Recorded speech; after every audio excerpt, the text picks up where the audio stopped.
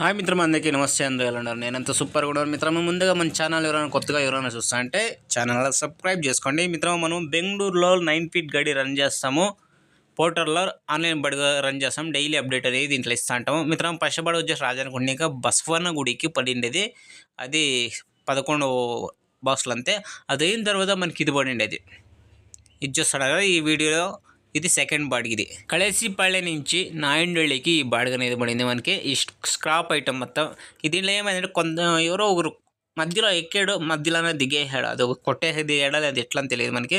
అదైన తర్వాత మనకి ఈ బాడిగ అనేది రాజాజీ నగర్ ఇంకా ఈ సోఫా, మళ్ళీ బెడ్, రాకో ఇవన్నీ లోడ్ అయ్యి వంగ్సంద్రకి ఎత్తిపోయి అన్లోడ్ అయింది. ఇది 3వ బాడిగి, థర్డ్ బాడిగి.